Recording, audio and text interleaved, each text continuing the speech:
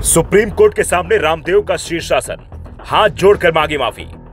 Supreme court ने दिए थे रामदेव पर अवमानना कार्रवाई शुरू करने के संकेत।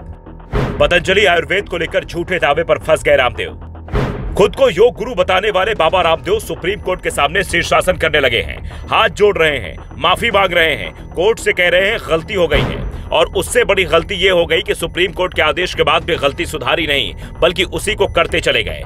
अब गलती होगी तो माफी नहीं दी जाएगी। मामला पतंजलि के विज्ञापनों को लेकर है। पतंजलि आयुर्वेद के उत्पादों और उनके मेडिकल प्रभावों से जुड़े भ्रामक विज्ञापनों के बारे में सुप्रीम कोर्ट ने सख्ती दिखाई तो दूसरे ही दिन रामदेव माफी मांगने लगे।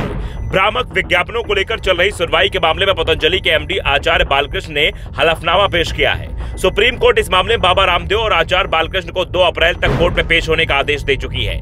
न्यायमूर्ति हिमा कोहली और न्यायमूर्ति एहसानुद्दीन अमानुल्लाह की पीठ ने इस मामले की सुनवाई चल रही है। पीठ ने पतंजलि और कंपनी के एमडी आचार्य बालकृष्ण को पहले जारी किए अदालत के नोटिसों का जवाब दाखिल नहीं करने पर कड़ी आपत्ति जताई।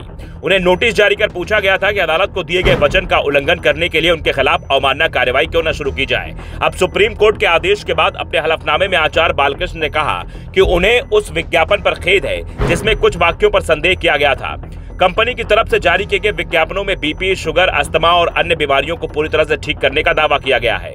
बता दें कि शीर्ष अदालत इंडियन मेडिकल एसोसिएशन यानी आईएमए की एक याचिका पर सुनवाई कर रही है, जिसमें बाबा रामदेव पर कोविड रोधी टीकाकरण अभियान और एलोपैथिक दवाओं के खिलाफ मुहिम चलाने का आरोप लगाया गया है। अदालत ने कहा कि बाबा रामदेव कारण बताओ नोटिस जारी करना उपयुक्त लगता है, क्योंकि पतंजलि द्वारा जारी विज्ञापन 21 नवंबर 2023 को अदालत में दिए गए हलफनामे का विषय है। ऐसा लगता है कि बाबा रामदेव द्वारा इनकी पुष्टि की गई है। रामदेव ने तो माफी मांग ली है, लेकिन कोर्ट माफ करेगा या उनके खिलाफ अवमानना कार्रवाई करेगा, अभी इस पर कोई फैसला नहीं आया है। दरअसल आईएमए ने दिसंबर 2023 और जनवरी 2024 में प्रिंट मीडिया में जारी किए गए विज्ञापनों को कोर्ट के सामने पेश किया। इसके अलावा 22 नवंबर 2023 को पतंजलि के सीईओ बालकृष्ण के साथ योग गुरु बाबा रामदेव एक प्रेस कॉन्फ्रेंस के बारे में भी बताया। पतंजलि ने इन विज्ञापनों में मधुमेह और अस्थमा को पूरी तरह से ठीक करने का दावा किया था। यह प्रेस कॉन्फ्रेंस सुप्रीम कोर्ट की सुनवाई के ठीक एक दिन बाद की गई थी। 21 नवंबर 2023 को हुई सुनवाई में जस्टिस अमानुल्लाह ने कहा था पतंजलि को सभी भ्रामक दावों वाले विज्ञापनों को तुरंत बंद करना होगा। कोर्ट ऐसे किसी भी उल्लंघन को बहुत गंभीरता से लेगा और हर एक प्रोडक्ट के झूठे दावे पर 1 करोड़ रुपए तक का जुर्माना लगा सकता है। पिछली सुनवाई में बेंच ने कहा था पतंजलि भ्रामक दावे करके देश को धोखा दे रही है। उसकी दवाएं कुछ बीमारियों को ठीक कर देंगी, जबकि इसका कोई ठोस प्रमाण नहीं है। Patanjali drug and magic remedies यानी आपत्तिजनक विज्ञापन एक्ट में बताई गई बीमारियों के इलाज का दावा करने वाले प्रोडक्ट्स का विज्ञापन नहीं कर सकती।